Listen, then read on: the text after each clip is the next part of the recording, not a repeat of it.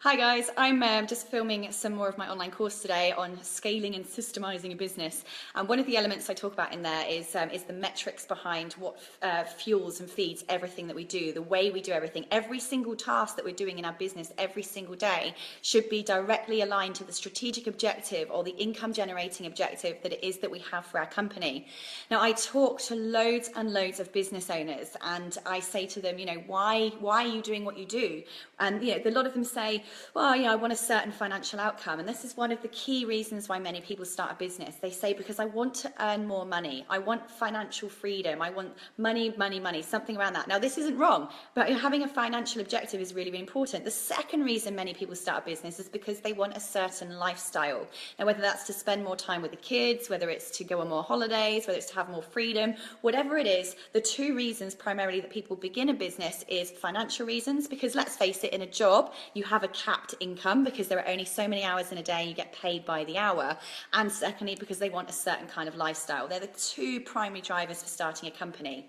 Yet, time and time again, I speak to business owners who simply are not achieving this, who simply go into business and find they're working even more hours than they were when they were in a job and have an even worse lifestyle because they can't get the income they want, they're paying the bills, they work in more hours to try and hustle more, to get more customers, to try and find more money, and basically they're just sitting there pulling their hair out, right? And here's the next thing I ask these people is I say to them, okay, you want more money, how much more money? And they go, oh, just more. Yeah, but how much more? Oh, well, enough to pay the bills and be financially comfortable. Right, okay. How much is that? How much exactly is that? Please. Right, guys, this is the thing I want you to do right now. Grab a pen, grab a piece of paper, write it on your hand if you haven't got paper, write it somewhere. Seriously, write down what is the exact number that you want to earn in the next 12 months. What is that number? Really, really important for you to figure out what is the number you want to earn in the next 12 months. Now, this is important because this will then give you an hourly rate of what you're worth. Now, this comes with a word of warning. So you've written down the figure that you want to earn the next 12 months. Now, I want you to grab a calculator and divide that by 2080, 2080. What this will do, by the way, that figure comes from 40 hours a week for 52 weeks a year. I know some work less, some work a lot more, but it will give you a rough idea of sort of how many the average person, the average business owner works. So take that number, what you want to earn per year, divide it by 2080. Now, what that will give you is your hourly rate. Now, hourly rate, what I don't want you to do is charge an hourly rate. This is the biggest mistake that I made when I started a business, is I was asked to give a proposal to a client, and in the proposal I broke down all of the outcomes that they would get and the rate per hour that figure, that end figure, was calculated by. Now, what happened was that client saw that I had calculated the end fee by an hourly rate and therefore expected me to do that number of hours. That client expected me to be a prison inside their office, which basically gave me a glorified job without all the benefits of being an employee. This was a disaster for me. It was a disaster for my business. It made me a prisoner in this company, and I literally couldn't go out and do all the things I wanted to do a business for. So why the hell am I telling you to work out your hourly rate? Because when you are looking at all the tasks you need to do, so list down all the tasks you need to do to achieve your strategic objectives, to achieve that financial income, and ask yourself, is me doing it, is me physically doing it worth this hourly rate? Because not only do you have to have your billable hours, by the way, your billable hours being the time that you're spending doing stuff for customers, technical time that you're invoicing for and charging for, you also have to run your company. You also have to do emails and marketing and hustling and all this other stuff to keep your business alive and afloat. So by understanding how much you're worth per hour is simply a means for you to calculate how you're going to create your fixed rates for your products and services for. Fixed rates. This is important. Whenever you quote anything for a customer, you quote it as a fixed rate for X, Y, and Z outcomes.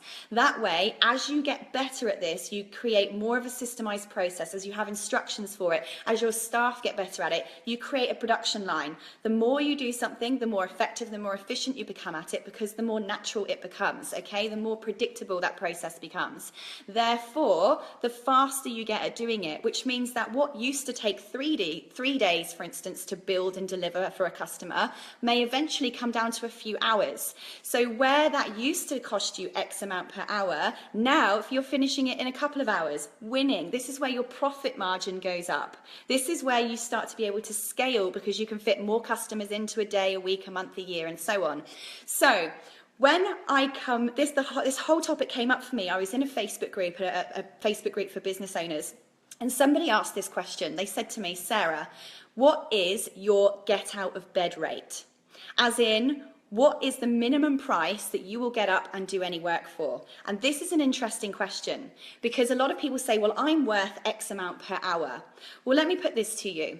The biggest mistake I made in business was working out and calculating my job per hour and quoting that to my customer because he then held me ransom to that. But this is what happened, right? I got a 6-figure contract. 6 figures, like hands up, who wants that, right? Me. That's a pretty good get out of bed rate, right? You know, who wants a 6-figure contract? Yes, hell yes, I'm getting out of bed for that. But I didn't make any profit because my client charged me by the hour and I charged them by the hour. Now, what happened was, because I calculated in that way, they made us work that much, my other business operations couldn't go ahead and I actually ended up making a loss. I didn't make any profit at all. So I want you to go, what is the profit margin you will get out of bed for? Not what's the hourly rate or the number you'll get out for. Because do you know what, guys? I wouldn't want $1 billion contract if it wasn't going to make me any profit. My question to you is, would you rather have $1 million contract that made 0 profit, or would you rather have a $1 contract that made a $1 profit? It's obvious, right? So stop thinking about what is your hourly rate and you know what figure contract is it that you're looking for. Ask yourself, what profit margin do you want?